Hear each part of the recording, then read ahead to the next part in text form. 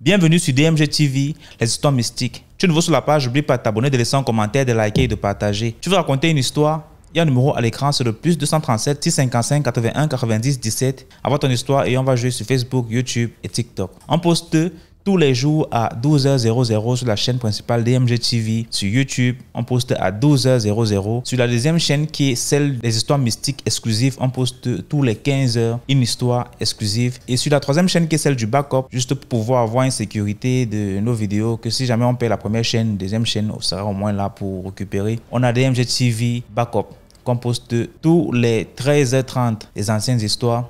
Et donc, abonnez-vous sur toutes les chaînes DMG TV YouTube. On a DMG TV pour les directs, c'est sur TikTok à 20h00 les mercredis et vendredis. Et on a aussi une chaîne Facebook qui est DMG TV. Suivez-nous aussi là-bas. Et donc, aujourd'hui, on va écouter plusieurs histoires. Je vous invite à liker, commenter, partager. Ce qu'on fait, c'est pour sensibiliser. Surtout, laissez un like pour donner la force au mouvement. On va écouter la première histoire. Bonsoir DMG, bonsoir à la communauté.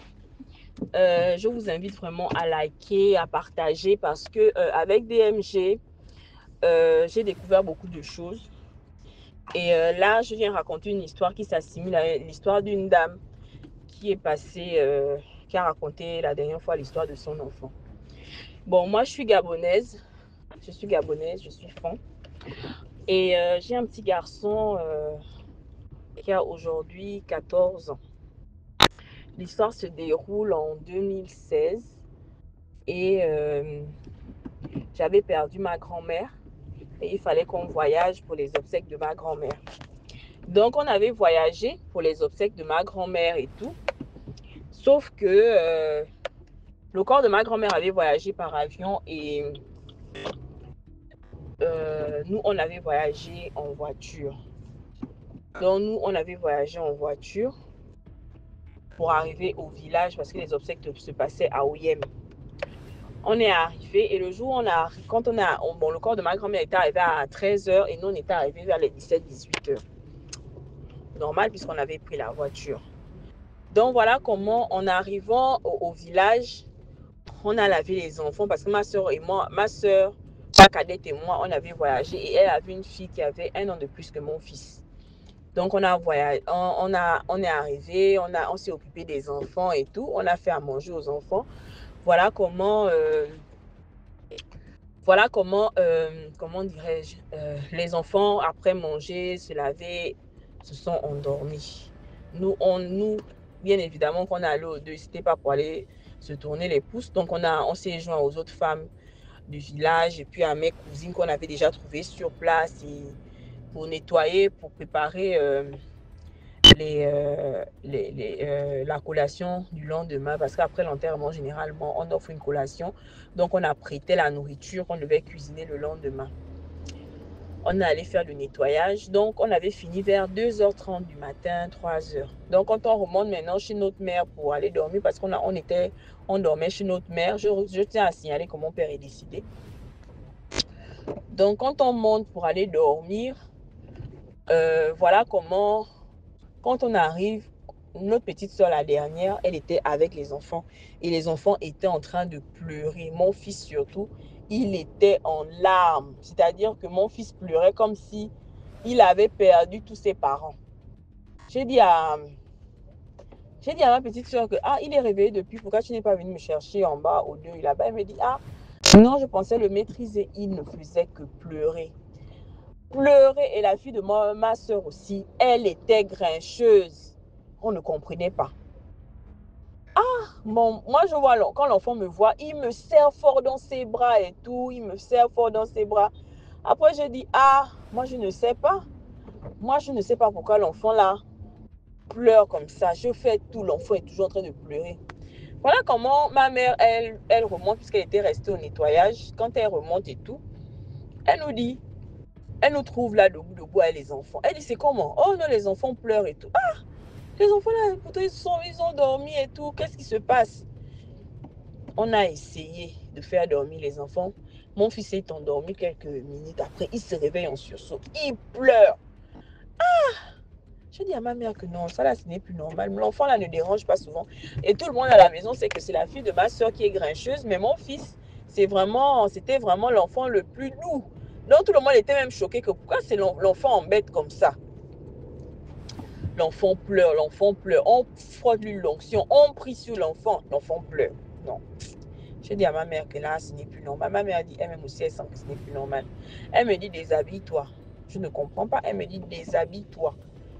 Elle me dit, tu te mets nu comme tu es né et tu portes l'enfant là. On va dehors. Bien nu. Donc, et chez ma mère, c'est genre une maison à étage. Bon, pas étage normal, c'est vraiment une maison bien construite, mais comme si elle était à 2 niveaux. Donc, ceux qui sont en plus bas ne peuvent pas nous voir, nous qui sommes plus haut. Et on était à la partie du haut. Donc, quand on est à la partie du haut, tu peux te mettre à l'entrée de la porte. Personne ne va te voir. Donc, ma mère dit, on va aller se mettre devant la porte. Tu vas te mettre devant la porte. Nu, tu vas parler. Parce que ça, là, ce n'est plus normal. Voilà comment je me mets devant la porte de l'entrée principale. Puisque le deuil se passait plus bas. Donc, personne ne pouvait me voir. Voilà comment je me mets debout devant la porte. Je commence à parler. Je commence à dire que si c'est quelqu'un qui fait ça à mon enfant, de le laisser tranquille. Je ne suis pas venue ici là pour emmerder quelqu'un. Je suis venue ici pour enterrer ma grand-mère.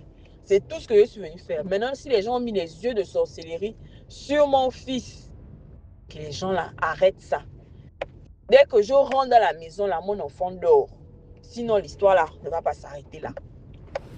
Quand j'ai fini de faire ce rituel DMJ, je suis allée dans la chambre avec l'enfant. Puisqu'on dormait dans la chambre de ma mère. La fille de ma soeur, elle embêtait, mais c'est mon fils qui était vraiment, qui embêtait beaucoup. Ma soeur n'a pas fait le rituel, c'est moi qui ai fait le rituel. Parce que c'est mon fils. Mon fils, tout le monde sait que mon fils n'embête pas. Donc les gens étaient un peu étonnés. C'est pourquoi ma mère a insisté que je le fasse. Voilà comment je me lève et tout. Je prends l'enfant, on va dans la chambre. Quand on est allé dans la chambre DMJ, j'ai encore frotté lui l'onction à l'enfant. J'ai encore lu le psaume 23. On a dormi jusqu'au matin. L'enfant n'a plus en midi. Je te parle d'une affaire de peut-être il était 6 heures, 6 heures moins comme ça. Le jour s'est bien levé. L'enfant a dormi peut-être jusqu'à 10 heures comme ça.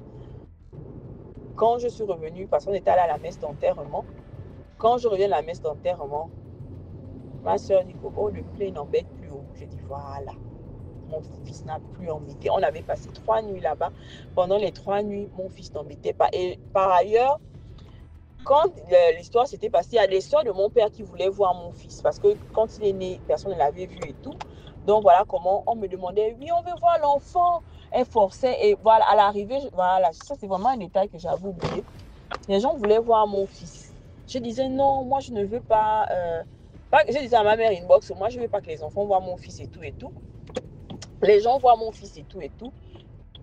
Et tout, moi je suis venue pour le 2, je ne suis pas venue ici là pour montrer mon fils. J'étais obligée d'emmener l'enfant au village parce que je n'avais personne pour le garder. Et à l'époque, j'étais encore étudiante.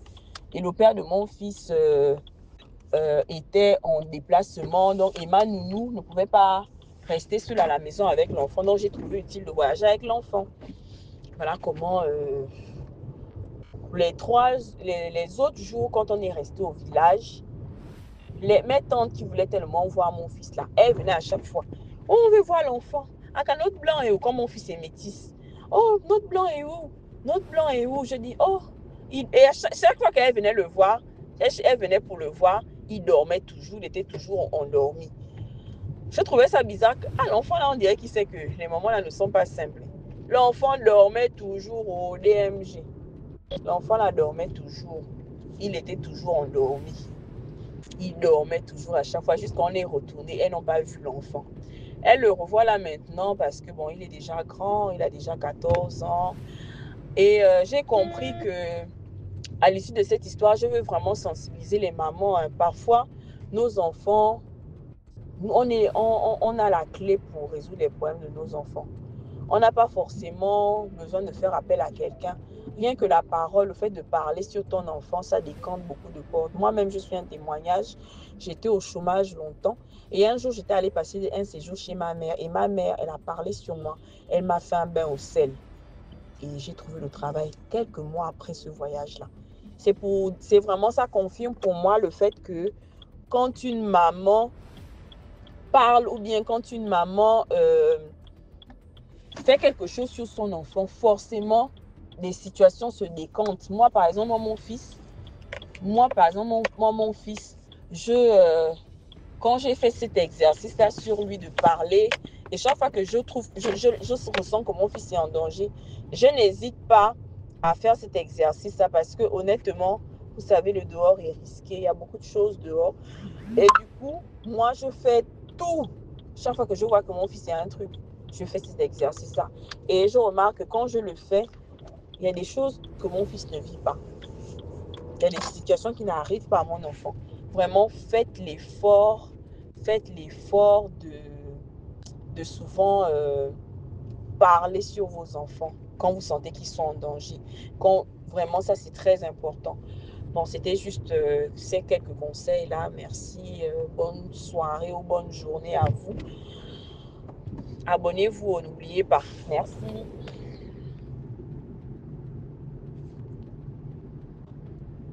Merci beaucoup pour l'histoire. Maintenant, on va écouter la deuxième histoire. Bonjour, bonsoir. J'espère que vous allez bien. Bonjour DMG. Bonjour la team DMG. C'est la reine Nkungu depuis le Gabon. Je vais vous raconter une histoire. C'est une histoire, je ne sais pas si elle est prévue le Gabon. Et nous allons appeler cette histoire fétiche mortel ou fétiche d'attache éternelle, je ne sais pas trop. Mais dans l'histoire, vous allez comprendre. Alors nous allons appeler la dame Bernadette.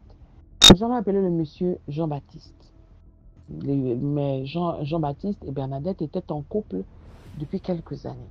Mais seulement, Jean-Baptiste avait une libido vraiment allumée.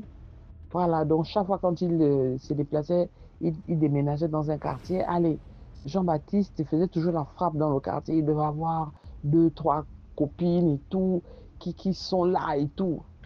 Voilà, il avait une libido vraiment forte. Et parfois, les filles se chamaillaient au quartier pour lui. Et c'est comme ça qu'à un moment, Bernadette en a eu marre. Bernadette a dit que non, pardon, c'est moi qui sauve avec Jean-Baptiste. Ça, c'est mon homme, c'est mon gars, c'est mon chéri. Et puis, c'est d'autres filles qui vont venir profiter et tout. Elle se lève et elle part chez Longanga. On en a chez Longanga et dit que, ah, monsieur Longanga, moi, voilà mon problème. Elle a expliqué. Elle a dit que moi, ce que je veux. Parce que Longanga a dit que, bon, tu as expliqué ton problème, qu'est-ce que tu veux? Donc, elle a dit au Longanga que moi, ce que je veux, c'est que le mari soit seulement à moi. Je ne veux pas qu'il aille chez d'autres femmes. Je veux qu'il reste à la maison avec moi. Quand il rentre, il reste à la maison avec moi. On est là, vraiment. Parce que c'est moi sa femme. On va finir par se marier et tout. Parce que l'affaire là, qu'il est que dehors, dehors, dehors, dehors. Moi, ça là, ça me dérange. Moi, je veux qu'il reste avec moi seulement. Qu'il reste à la maison et tout. On n'est que là. Le père, le ganga a dit, il n'y a pas de problème. On va faire ce qu'on appelle Nemeu enfant. C'est-à-dire le cœur du chien. Elle a dit, en tout cas, il faut faire. Alors, le gars lui a dit que donc, pour faire ça, il faut que tu m'amènes un de ces caleçons sales, un de ces t-shirts sales, les ongles, les cheveux, ou quoi encore là, je ne sais pas. Des trucs bizarres en fait. La femme a pris tout son courage, elle a dit d'accord, elle va faire. Elle a emmené ça, pardon. Elle a soulevé tout ce que le ganga a demandé. Il paraît qu'il y avait même plus que ça. Elle a soulevé, ça, elle est partie donner au ganga. Le ganga a travaillé.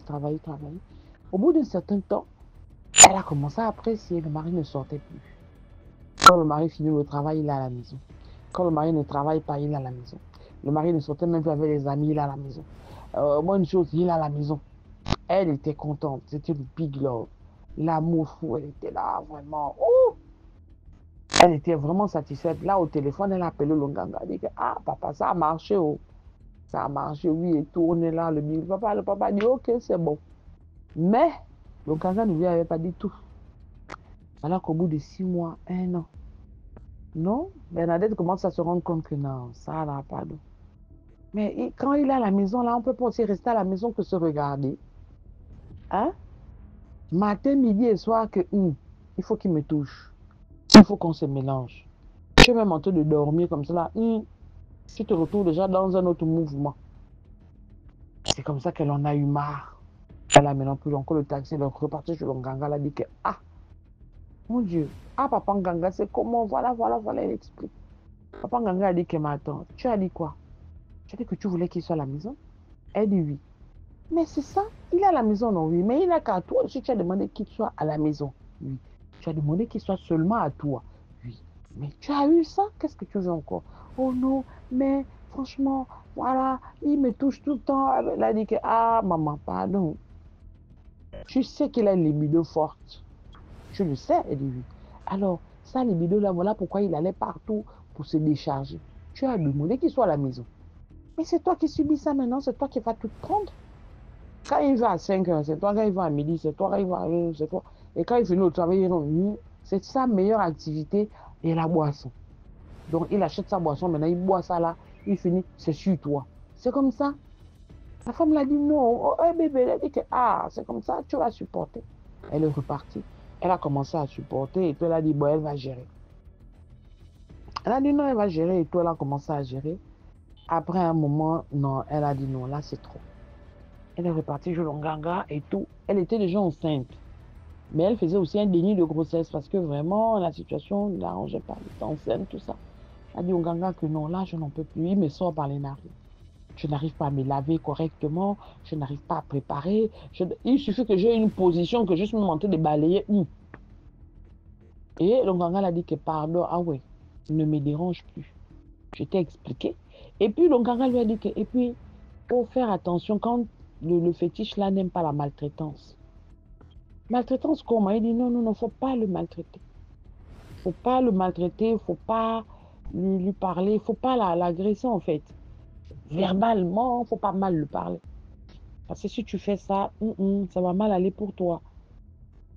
Ah, Bernadette elle a même fait.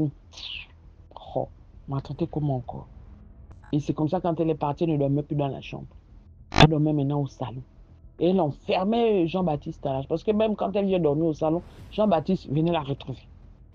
Quand elle veut dormir dans un autre coin ou dans une autre chambre, elle voit seulement que dans la nuit, Jean-Baptiste vient seulement la retrouver. Et il doit se passer ce qu'il doit se passer. Que comme ça.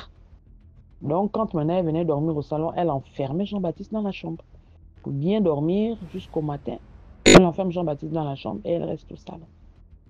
Et puis elle a commencé à mal parler à Jean-Baptiste, elle a commencé à créer des problèmes, elle a commencé, voilà. Et la grossesse qu'elle avait est sortie. Au bout d'une grossesse de 3 mois, 4 mois comme ça. Vraiment, c'était même pas le genre qu'elle était agitée comme personne. Elle ne faisait pas des lourds travaux, mais pouf, la grossesse est sortie. Elle n'a rien compris. Elle n'a rien compris. Entre-temps, Jean-Baptiste aussi a perdu son travail. Jean-Baptiste a perdu son travail et ce n'étaient pas des gens riches, mais ils mélangeaient les salaires pour essayer de s'en sortir et ça allait. Et maintenant que Jean-Baptiste a perdu son travail, elle est la seule qui travaillait maintenant. Donc les charges, tout était sur sa tête. Déjà, elle avait perdu la grossesse, il faut se soigner, il faut nettoyer le ventre. Ensuite, les charges, loyer, maison, machin, tout ça, l'école de l'enfant, donc tout était maintenant sur Bernadette. C'est comme ça qu'elle repart chez Longanga. Longanga, elle a dit que je nie. En fait, quand je parle français, j'ai l'impression que tu n'as pas bien percuté. Mais rien, l'homme là, le fétiche qu'on a fait là, on ne peut pas enlever ça. Bernadette dit, mais fétiche, comment on ne peut pas enlever, comment on peut même diminuer, machin. Maintenant, c'est là où Longanga lui dit la vérité que bon, tu ne t'es pas tout dit. La vraie vérité, c'est que le vous là, quand j'ai fait ça, je suis partie enterrer ça. Hein, je suis partie mettre ça dans un cimetière, dans la tombe de quelqu'un, dans un cimetière là-bas. Et là, ça fait déjà 6 secondes, mais je ne peux plus dire que je veux me retrouver. Déjà, pour faire ça, c'était beaucoup d'acrobatie. Maintenant, il faut encore l'enlever, machin, tout ça là. Non, je ne peux plus. Et puis, ce que je t'ai pas dit, je t'avais déjà dit de ne pas le maltraiter. Tu as déjà perdu la grossesse. C'est une manière de dire que chaque chose que tu vas faire, voilà. Et toi-même, tu as demandé qu'on fait comme ça. Je t'ai demandé d'emmener des trucs, tu as emmené. Et le Nganga lui dit que tu sais pourquoi il a perdu le travail? Il a perdu le travail parce que le fétiche aspire son énergie. Ça aspire son étoile. Donc, à tout ce temps-là, son étoile du travail s'est éteinte. Il ne peut pas retrouver le travail. Pour retrouver le travail, vraiment, il faut que tu lui... Bon, ça, Longanga ne lui a pas dit ça. Il dit que mais son étoile s'est éteinte. Et si tu le quittes, toi-même qui as fait le fétiche, tu meurs. Parce que c'est un fétiche d'attachement. J'ai lié ta vie à la vie de Jean le Baptiste. Tu le quittes, tu meurs. Bernadette est maintenant restée comme cela. Quoi? C'est là où elle a commencé maintenant à percuter que qu'est-ce que j'ai fait? Mais elle ne supportait plus Jean-Baptiste. Vraiment, elle dit qu'elle ne l'aimait plus. Non, l'amour était fini. Non, c'était bon pour elle. L'amour était fini et tout, machin. Et c'est comme ça qu'elle est maintenant partie dans une église. En partant dans l'église, elle est partie expliquer au pasteur, machin, tout ça là.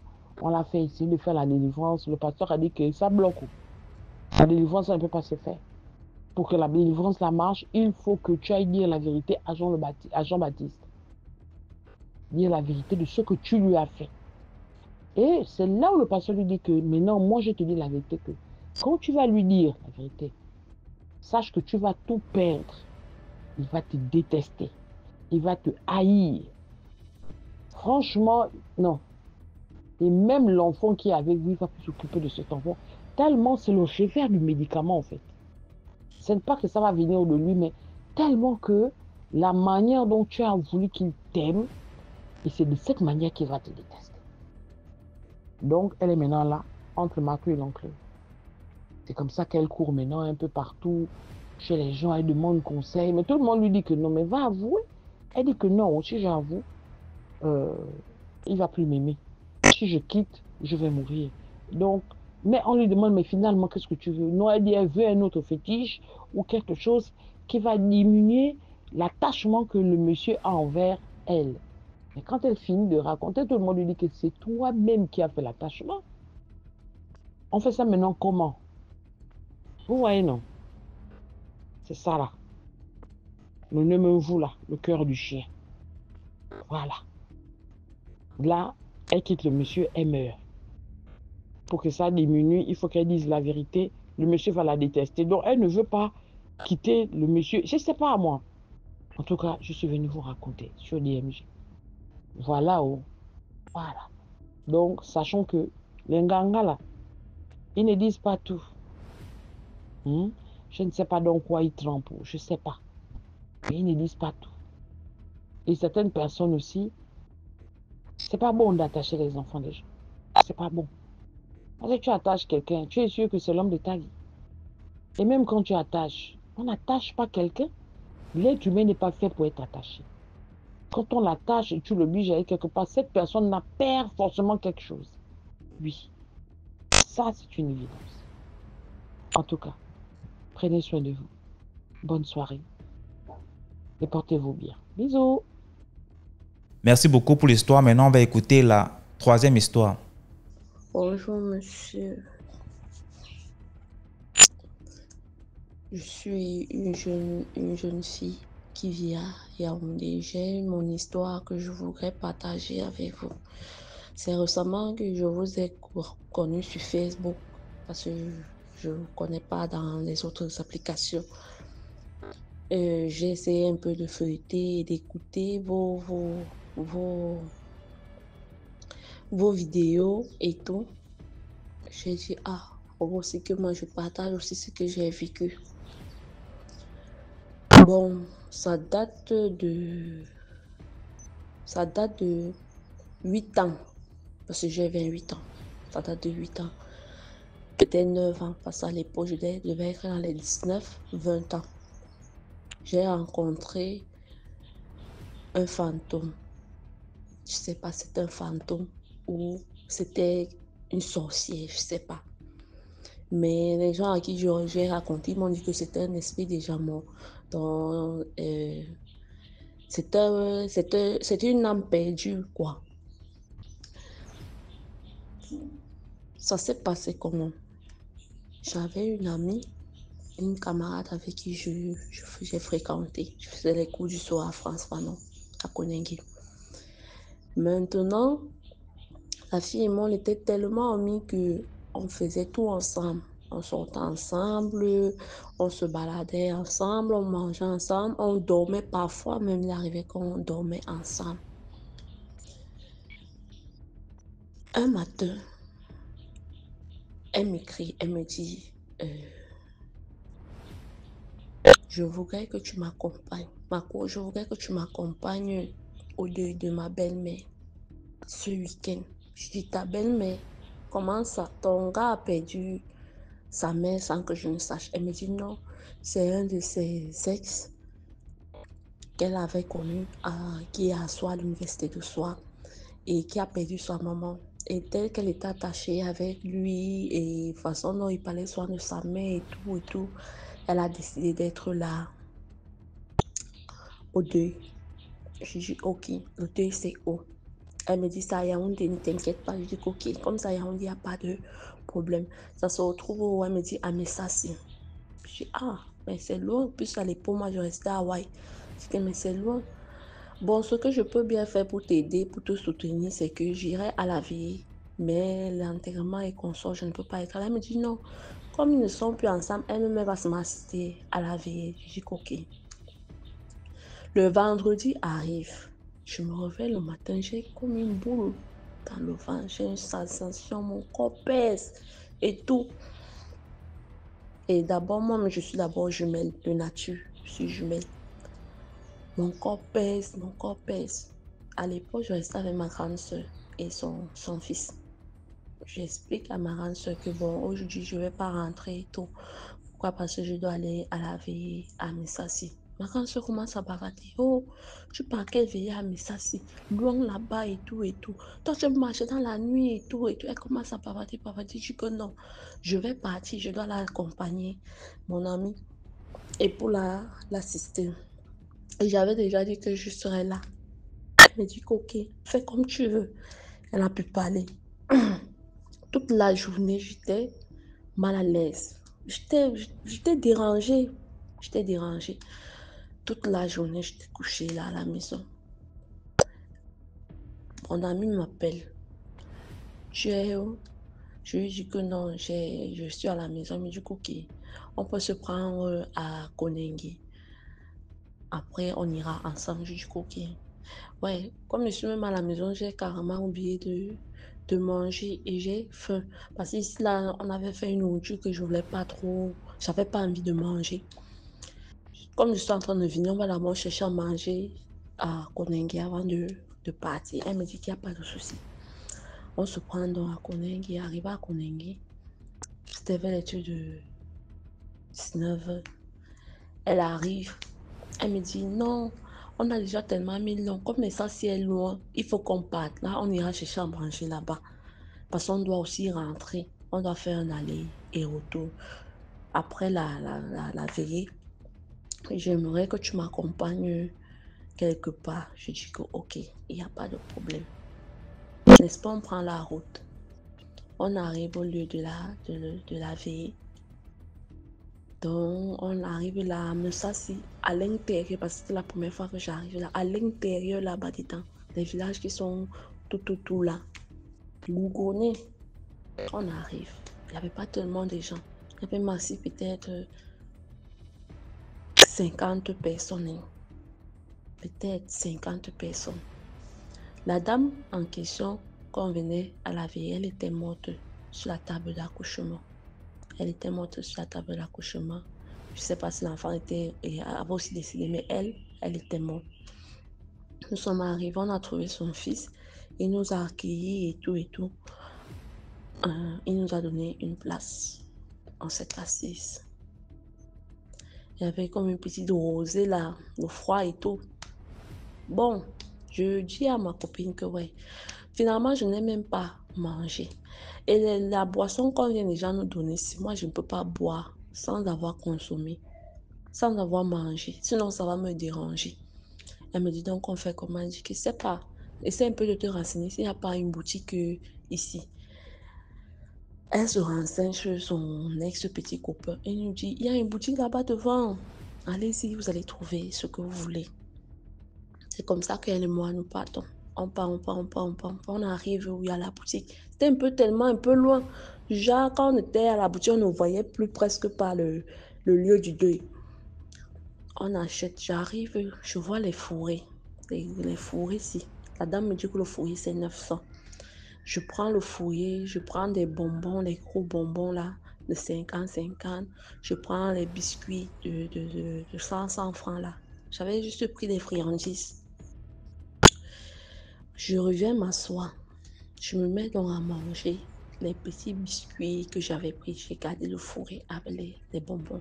On était là, on tapait les commentaires, on riait, on riait. On était à l'aise avec ses autres camarades de soi.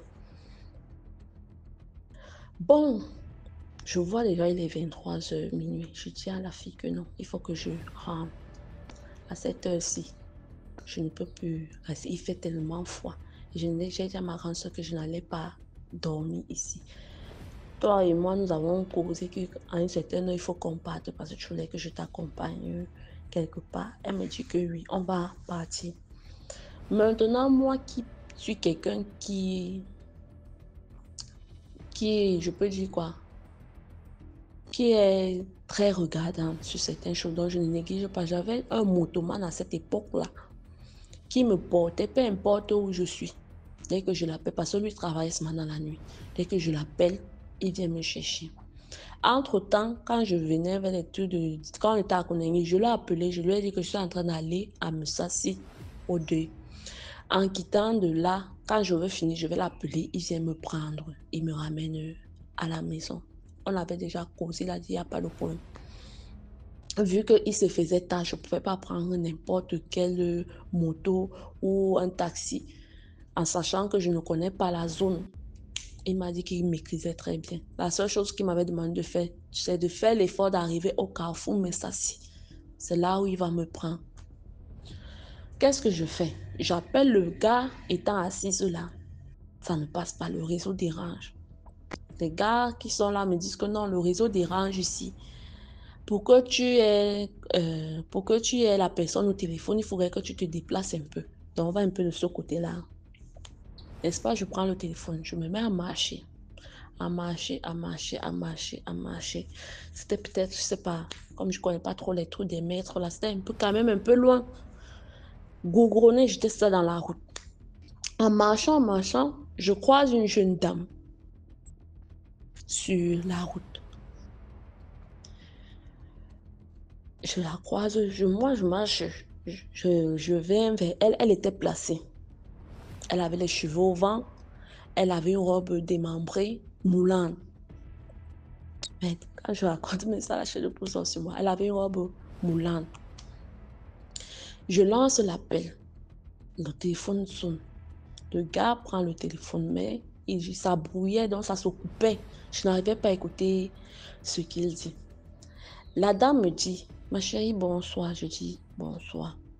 Je demande, c'est comment là-bas à la veille? Je dis que, c'est normal. Elle me dit que non. Je pose la question pour savoir, est-ce qu'on a déjà commencé à partager le café là-bas? Je lui dis, bon, pas ce que je sache. Mais vu l'heure, c'est ceux qui vont déjà commencer à partager, puisque tout à l'heure, là, les filles passaient avec les carafes et le nécessaire et les gobelets et tout ça. Donc, c'est sûr qu'à un moment, on va partager. Elle me pose la question que les choristes qui chantent là, c'est quelle église? Je dis, moi, je ne sais pas. Mais ils ne chantent pas, ils ne sont pas les catholiques, ce ne sont pas les protestants. Ça doit être une église, les églises de réveil qui font ce sont eux qui chantent là-bas. Elle me dit, ok. Comme je suis en train de parler avec elle, c'est comme ça que je lance l'appel. Quand je lance l'appel, je donne mon dos à la dame. Quand je donne mon dos, elle me tapote à l'épaule. Elle me dit, ma chérie, je veux le fourrer. Je prends le fourré, je donne. En donnant, moi je sais que non. Elle va ouvrir le paquet de fourré et elle va prendre ce qu'elle pourra prendre, le reste, elle me donne. Donc en donnant dans le dos, en quelques secondes, en donnant dans le dos, je lance l'appel. À l'instant, on me renvoie à la messagerie. Quand on me renvoie à la messagerie, je coupe. Quand je me retourne, je ne vois personne. Je suis seule en route. Je regarde à gauche, je vois un champ de manioc. Je regarde à droite, je vois les plantains. Je suis seule en route. À l'espace de peut-être 2 secondes, elle avait déjà disparu. Je vois un monsieur qui vient un peu plus haut avec 3 dames Deux messieurs avec trois dames qui viennent un peu plus haut. Je cours vers eux. C'est moi qui pars vers eux. Je cours, j'arrive où ils sont. Je leur demande, vous n'avez pas vu une jeune dame avec les cheveux au vent et une robe comme ils me disent que non, ils n'ont pas vu quelqu'un. Je suis seule sur la route. Seule. Je redescends donc en courant parce que la chair de poule a commencé à sortir sur moi de la tête jusqu'au pied. Je redescends donc en courant. J'arrive, je dis à mon ami que je viens d'avoir un phénomène là, je ne comprends pas. Je vais me essayer de fouiller parce qu'il n'y avait pas tellement de gens. Et en plus de ça, la pluie menaçait, donc les gens n'étaient pas tellement venus. J'ai commencé à me balader dans tout le deuil jusqu'à l'intérieur de la maison. Chercher, si je peux la voir. Je n'ai vu personne, je ne l'ai pas reconnue. Elle n'était pas là. Et même si c'est qu'il arrivait que cette dame-là se retrouvait au lieu du deuil, comment elle a pu faire en quelques secondes descendre toute la descente ici et se retrouver au lieu du deuil là-bas, puisque je n'étais pas à côté, j'étais un peu plus éloignée. La chair de poule commence à tout. Quand je constate que je ne l'ai pas retrouvée, qu'elle n'est pas là, je me mets donc à pleurer. La chair de poule commence à sortir partout sur mon corps. C'est mon ami qui dit il y a quoi? Je commence à dire que non, c'est comme si j'ai croisé une dame, elle a pris mon fourré, elle a disparu. Ils ont d'abord éclaté de rire. Kiki. C'est encore quoi que tu nous racontes comme ça? Je dis que non. C'est quand ils ont vu, j'éclate dans les pleurs. Ils disent que ce qu'elle a encore de dire là est vrai. Ils me font asseoir. Ils me disent calme-toi. J'avais pas bu. Je n'avais pas bu. Puis le verre de whisky qu'on m'avait donné, et comme moi à l'époque je ne supportais pas l'alcool, je ne buvais pas les whisky secs. Le verre de whisky qu'on m'avait donné était toujours posé là. Je commence donc à relater ce qui s'est passé. Ils m'ont dit calme-toi. Comme tu as donné le biscuit, elle est partie avec, ça va. C'est que tu refusais à cette dame-là ce qu'elle t'avait demandé. Peut-être quelque chose de mal devait t'arriver. Peut-être on aura disparu avec toi. Peut-être qu'on est parti avec toi. Comme tu sais dans les deuils que quelqu'un est venu au deuil, il a disparu. C'est ce qu'ils m'ont dit. Mais comme ton cœur est comme il est, tu as donné sans avoir des arrière-pensées, sans rien. Elle est partie. Elle est partie. Ils m'ont fait comprendre que nous, avec les deuils, quand on arrive à les enterrements, les esprits, les morts viennent aussi pour venir boire et manger et chanter, pour accueillir l'âme de la personne qui est décédée. À l'instant, j'appelle dans le numéro du motoman. Le numéro du motoman passe déjà. Je l'appelle, je dis que papa, pardon, viens me prendre à Messa. Si je ne peux plus rester ici. Il me dit ok, j'arrive. Je dis à mon amie que moi je pars. Elle me dit que non, elle ne peut pas partir. Elle est encore là. Que son ex lui a demandé d'attendre et tout. Je dis ok, moi je pars. Il ne peut plus rester ici. Je pars. Elle me dit ok, au téléphone. Alors je dis oui. Je prends une moto qui va me laisser à Messassi. Je suis rentrée chez moi. J'étais comme une feuille. Je tremblais comme une feuille. J'avais tellement peur. Je croyais que j'allais mourir ce soir-là. Je croyais que j'allais mourir en route. Je croyais que j'allais dormir et ne plus me réveiller. Que ce sont les esprits qui viennent à me chercher. Je suis arrivée à la maison. J'ai relaté ce qui s'est passé à ma grande soeur. Elle a bavardé que je t'ai dit qu'on ne marche pas comme ça et tout et tout. Et toi, tu penses que pourquoi c'est toi la seule personne qui a vu cette fille? Pourquoi c'est toi la seule personne? Tu es d'abord humain de nature, c'est normal. Il y a certaines choses bizarres qui peuvent t'arriver. Donc, il faut avoir ton sang-froid, rien ne va t'arriver. Comme tu lui as donné, elle est partie avec, ça va. Donc, c'est un peu la petite histoire que je voulais partager avec vous. Merci beaucoup pour l'histoire. Maintenant, on va écouter la 4e histoire. Salut DMG, c'est Sagesse de Paul le guerrier de Dieu. Je tiens à vous raconter l'histoire que j'ai intitulée Fantôme errant. Cette histoire se déroule dans une ville de la région du Sud au Cameroun. Avant de passer à mon histoire, pour dire, j'aimerais saluer DMG lui-même, son staff technique, toujours au Four Moulin pour que cette émission puisse être réalisée. Tonton Alex, l'homme de l'ombre, la preneuse de l'œil de Dieu, Manbassa, Léonidas, la citoyenne africaine, les femmes du Sud, Sam Linimatique, les mamans plus de bénédictions et maman Ekebe Jacqueline qui raconte tous les histoires de son quartier, sans oublier les narrateurs et narratrices qui ne veulent pas se faire identifier par des sobriquets ou des surnoms. Et surtout un grand dédicace à mes amis, les commentateurs positifs et négatifs, mais surtout négatifs.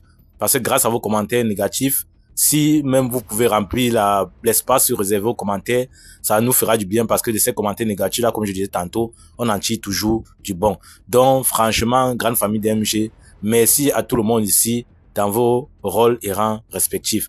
Je vais passer à mon histoire proprement dite. J'étais debout devant mon lieu de service avec la tête baissée, dont les yeux contre terre, et subitement là, je suis une voix qui me dit bonjour.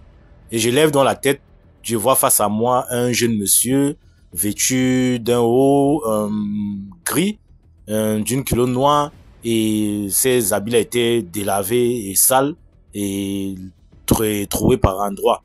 Et ce monsieur me dit directement, après m'avoir salué, qu'il cherche un monsieur tel.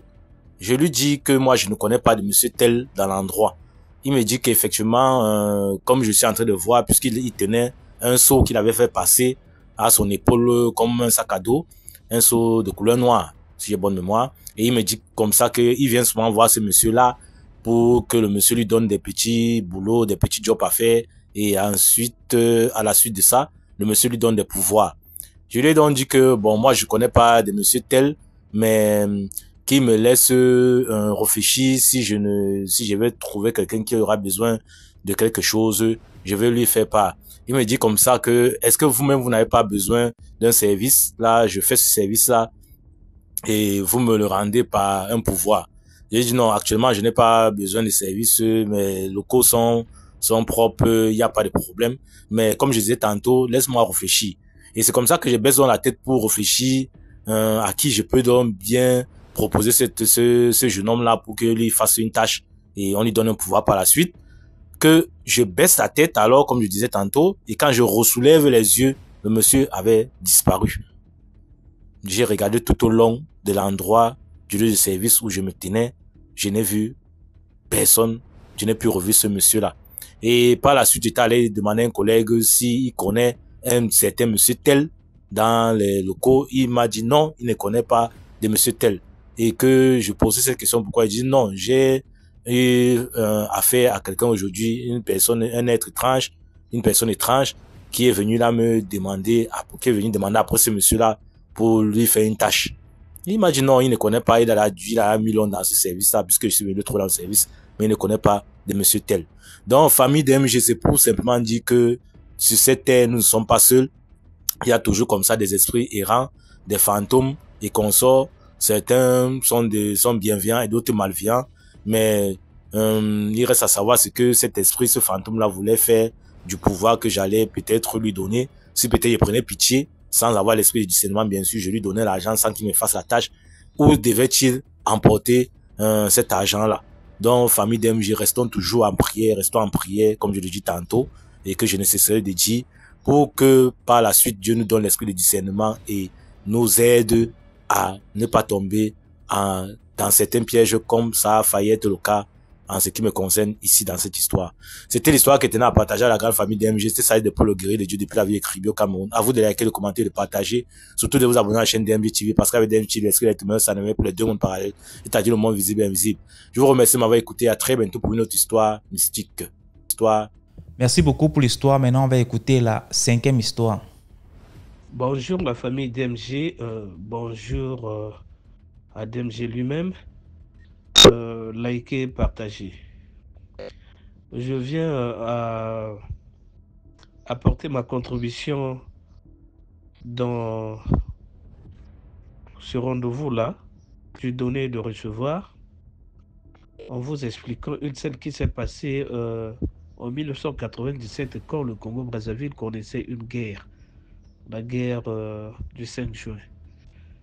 Et pendant cette guerre-là, nous nous sommes retrouvés dans la localité Makwa, une localité qui se situe autour de 600 km de la ville capitale. Nous sommes retrouvés là-bas. Et à cette époque-là, nous n'étions pas les seuls à faire la guerre parce qu'il y a eu des exodes comme ça, et des exodes qu'on peut appeler urbaines, parce que les gens partaient des villes pour des petites localités ou encore des villages. Et quand nous sommes arrivés là-bas, nous avons été témoins de quelque chose pour le moins rocambolesque, une situation qu'on ne voit pas et qu'on ne vit pas tous les jours. Qu'est-ce qui s'est passé? Il se trouve qu'il y avait un garçon qui, à cette époque-là, avait autour de 14 ans, qui était parti passer les vacances dans un petit village, au moins, excusez-moi, je suis enrhumé, au moins à 40 ou 30 km de la ville centre, parce qu'il y a des sous-préfectures. Donc, la ville qui habite la sous-préfecture, c'était Makwa. Et donc, dans cette localité-là, il y a tout autour des petits villages. Et donc, le petit village dans lequel était parti passer les vacances ce garçon, c'est situé au moins autour de 30 ou 40 km comme ça. Et le petit, à son retour au niveau de la sous-préfecture, donc au niveau de Makwa, un vieux du village va lui donner un colis pour quelqu'un.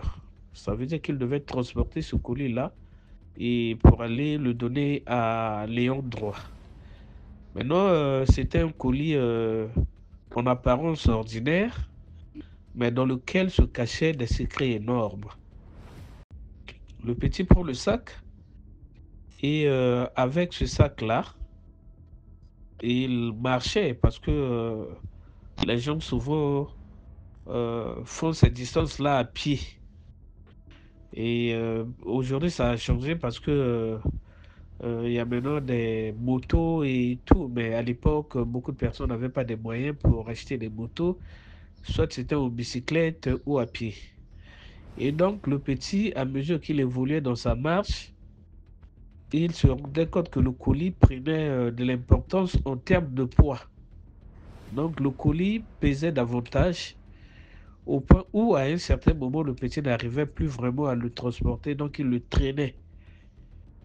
Et il se posait beaucoup de questions, il se disait, mais comment ce petit sac-là peut peser autant? Qu'est-ce qu'ils ont pu mettre à l'intérieur?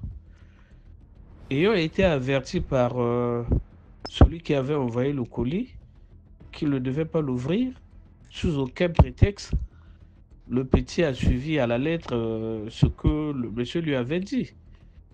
En traversant les villages, il arrive dans un village.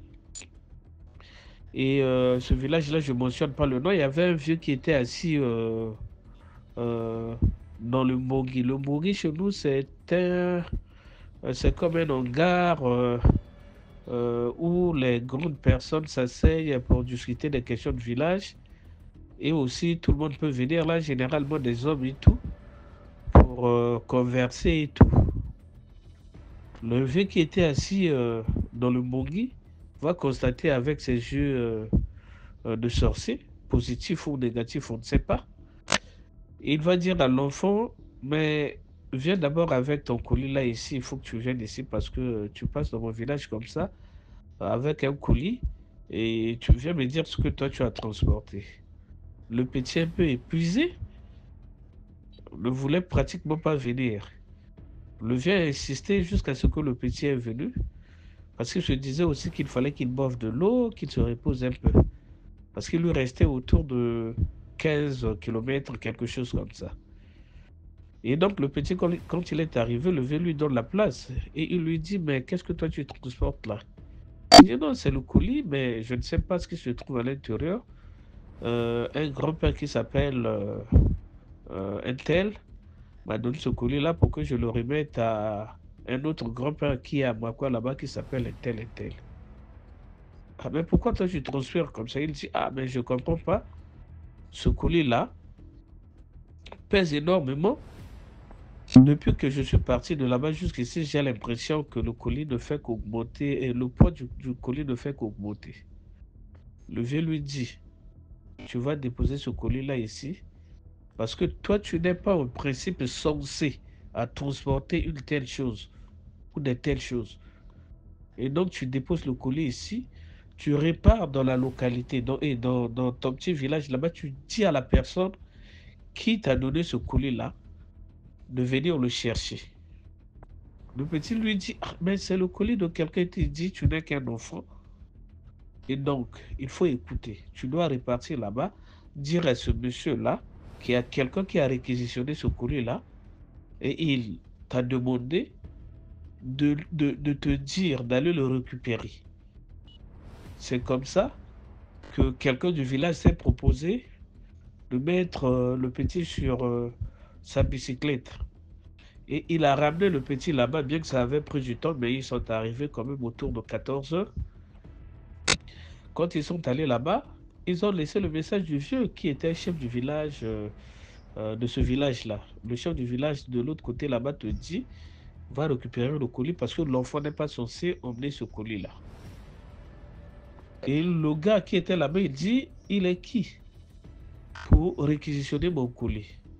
Pourquoi il se vautre dans les situations qui ne le concernent pas? Allez lui dire qu'il donne le colis à cet enfant-là pour que cet enfant parte le déposer à l'ayant droit.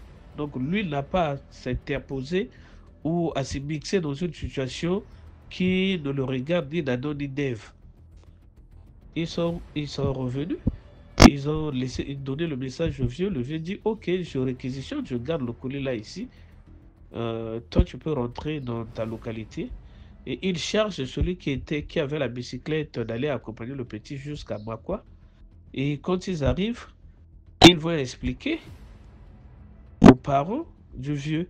Mais celui qui avait la bicyclette avait déjà été informé par le chef du village que dans ce colis-là se trouvaient 3 armes des personnes qu'ils avaient déjà saisies et qu'il envoyait à celui qui devait les exécuter. Donc un exécutant qui avait la charge d'éliminer mystiquement ces personnes-là. On ne sait pas comment ça se passe dans leur monde là-bas et tout.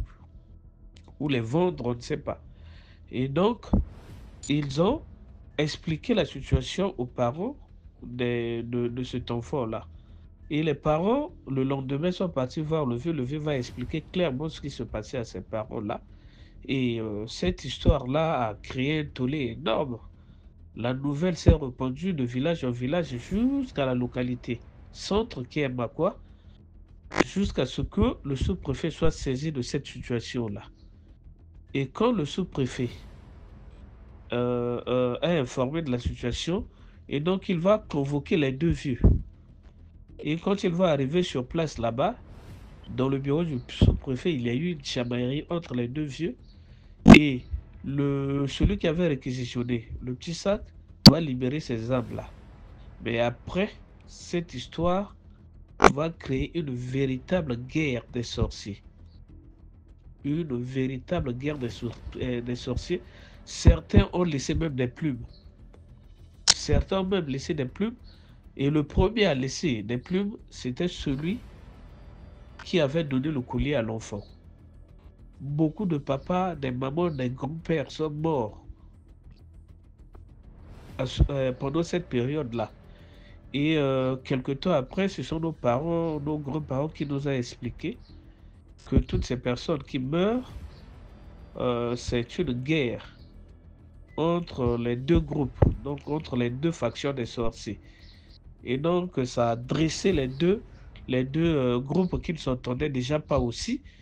Et il y a eu des balles, des coups croisés, des trucs compliqués dans leur monde là-bas. Et donc, les gens tombaient comme des mouches. Et c'est comme ça que nous avons été informés qu'entre les sorciers aussi, il y a des guerres.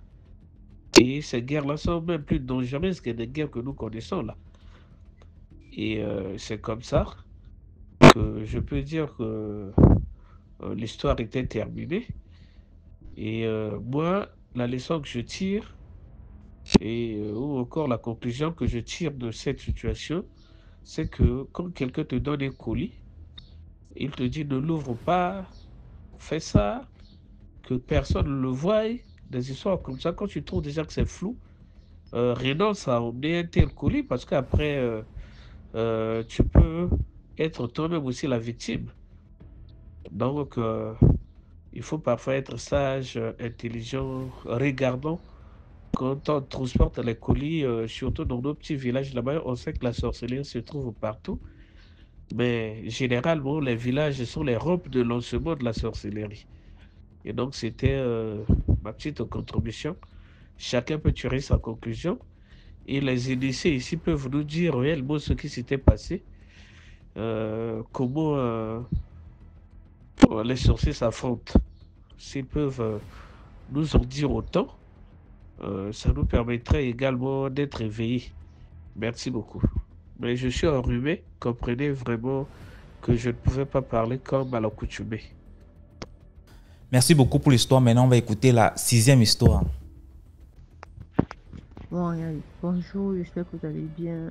Je vous suis sur TikTok pour les histoires mystiques et je voulais partager mon histoire avec vous aujourd'hui. Bon, je vais être un peu longue. J'espère que cela sera un peu cohérent.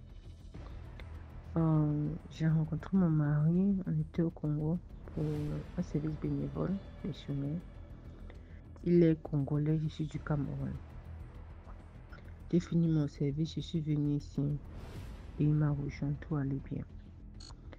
Bon, il veut noter que mes parents sont séparés quand j'étais jeune, j'avais à peine 5 ans. Mon père s'est remis avec une femme, elle est de Rudolph, elle est caribéenne. Et en 2011, mon père est décédé. Donc, cette femme était un peu comme une deuxième maman. Mais ma maman, personnellement, elle ne l'appréciait pas, elle ne l'aimait pas. Aujourd'hui, mes 2 parents sont décédés. Et maman disait que cette femme était bizarre. Donc, récemment, en 2024, j'avais vraiment une maladie. J'avais des myomes, vraiment un très grand volume. Il fallait que je m'opère. Elle a essayé pas tout le monde de me dissoudre, pas m'opérer. Elle m'a dit si je m'opère, je vais mourir, des choses comme ça. Elle m'a mené chez un soi-disant pasteur qui m'a répété la même chose, mais je n'ai pas écouté tout ça. Je me suis fait opérer et je suis en bonne santé aujourd'hui. Cette femme a essayé de manipuler ma vie parce que elle voulait que je vive chez elle. J'arrête donc de construire ma vie, de commencer à... Parce qu'elle a un bas, de les deux bas. Je vais noter que j'ai 28 ans, je suis diplômée, j'ai eu tellement de possibilités. Je suis même mariée légalement. Il fallait que je laisse ma vie, je ne vais pas rester avec elle. Je commence à être serveuse au bar. En contrepartie d'un plat ou de nourriture, quelque chose comme ça. Et moi, j'ai pas voulu limiter ma vie à ça. Donc, j'ai refusé. Et les moyens de détention. Il faut aussi noter qu'elle m'a apporté son soutien lors de mon opération à hauteur de 147 000. Mais lorsque j'ai refusé de coopérer, parce qu'à la vision qu'elle avait de moi, elle m'a réclamé 200 000. Puisque j'étais allée chez elle après la sortie de mon hôpital, avec mes effets, elle a tout confisqué. Confisqué mes diplômes, mon passeport, mes vêtements, elle a tout confisqué.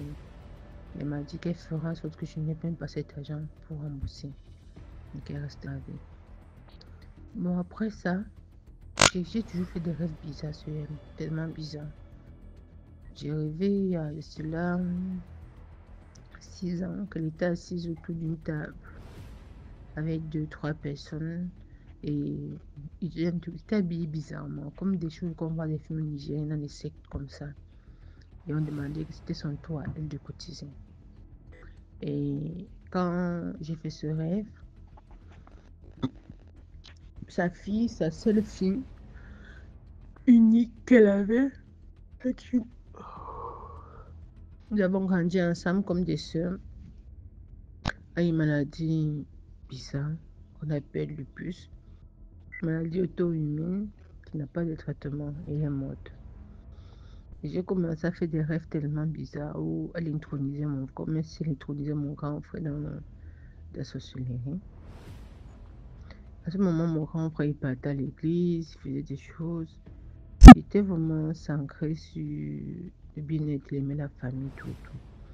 À un moment donné, il a arrêté tout ça. Ils sont devenus ses ennemis, la seule personne qui l'écoute, c'est elle. Bon, je ne sais pas si mes rêves sont vraiment des rêves ou bien si sont des avertissements.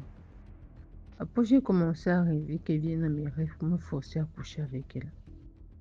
Je dois coucher avec elle, je refuse. J'ai même rêvé que mon propre frère dans mes rêves vient pour coucher avec moi, je refuse. Au départ, ils avaient des lames, c'est-à-dire ils venaient avec beaucoup de force, ils m'intimidaient. J'avais peur, j'ai cherché à fuir. Mais ces derniers temps, je les combats, je bagarre contre eux, j'arrive même à les frapper. Donc, il y a un mois, je pendant ma période seconde, parce que actuellement, je désire avoir un enfant. J'ai ressenti des symptômes. Bon, je ne sais pas comment vous expliquer, mais j'ai su que j'étais enceinte. J'étais vraiment très contente. La grossesse était vraiment à son début. J'ai ressenti comment l'enfant se déplaçait. Bon, pas l'enfant, l'œuf. Parce que j'ai un peu de cicatrices au niveau de mon utérus. Donc, j'ai remarqué vraiment tous les déplacements au niveau de mon utérus, je les ressentais à cause des petites douleurs que j'avais. Donc, mais la nuit, j'ai fait un rêve. J'ai fait un rêve où je la vois, elle, sa fille est derrière elle, un peu comme, je sais pas comment je vais expliquer ça, comme quelqu'un qui vous suit seulement. Donc, pas quelqu'un qui est là parce qu'il veut être là, mais c'est comme si elle était là comme un esprit qui n'avait ni volonté ni aide, donc qui la suivait partout et partait, c'était comme ça. Et maintenant, je me suis retrouvée dans une cour d'école et je voulais manger. Je suis partie à la cour et j'ai vu une femme qui faisait des omelettes. Je disais, je n'aime pas trop manger les œufs comme ça. Elle m'appelle, m'a dit, viens. Ici, on fait les œufs différemment. On met la viande dedans. Quand on finit, tu vas manger, c'est très bon. J'ai vu d'autres personnes qui mangeaient. Et il y avait beaucoup d'appétit. J'ai dit, sûrement, c'est ça. Dernièrement, elle dit, bon, je veux un œuf. Vous mettez un peu de viande. Ils m'ont dit, ici, l'œuf, c'est toi-même qui fournis ton œuf. Et je fournis mon œuf comment? Au moment, j'ai ressenti comme si je voulais, comme lorsqu'on a la grippe, les morts veulent sortir. Mais à la place de ça, j'ai vu comme si un œuf sortait de mon ventre. Et quand ça a commencé à sortir, elle a tendu l'assiette dans laquelle elle tapait les autres œufs et l'œuf est tombé à l'intérieur. Elle a commencé à frapper l'œuf. Elle m'a dit, quand on veut faire frire, on va diviser par le nombre de personnes qui ont donné les œufs. Je ne comprends pas vraiment cette histoire. Et le lendemain, j'ai commencé à avoir mal au ventre. Et j'ai commencé à avoir des saignements. Donc toute la journée, j'ai eu des douleurs au ventre, des douleurs pour mon ventre. Et un soir, j'ai commencé à saigner. Et ce qui est marrant, c'est que lorsque j'ai fait ce rêve-là, je vois cette femme et je vois ma soeur décédée. Le lendemain encore, je fais un autre rêve, elle est toujours là. Où je viens de faire des choses, je suis partie au marché acheter de la nourriture, comme on fait du risotto avec du bifada. Apparemment, je suis chez elle m'observe. Je finis de préparer et je mange. Donc, il y a tellement de choses que je ne comprends pas. Je rêve tellement d'elle. Et chaque fois que je rêve d'elle, c'est pas dans le bon sens. Et quand je la vois, elle paraît tellement gentille, elle paraît bien. Mais au fond de moi, quelque chose me demande de me méfier d'elle. Je me méfie vraiment d'elle. Merci pour l'histoire. Voilà, c'est la fin de cette émission. J'espère que vous avez liké, commenté, partagé. Surtout, envoyez vos histoires au numéro à l'écran. C'est le +237 655 81 90 17. Et on va jouer ici sur YouTube. Passez une très bonne journée. Surtout, priez avant de dormir. Ciao.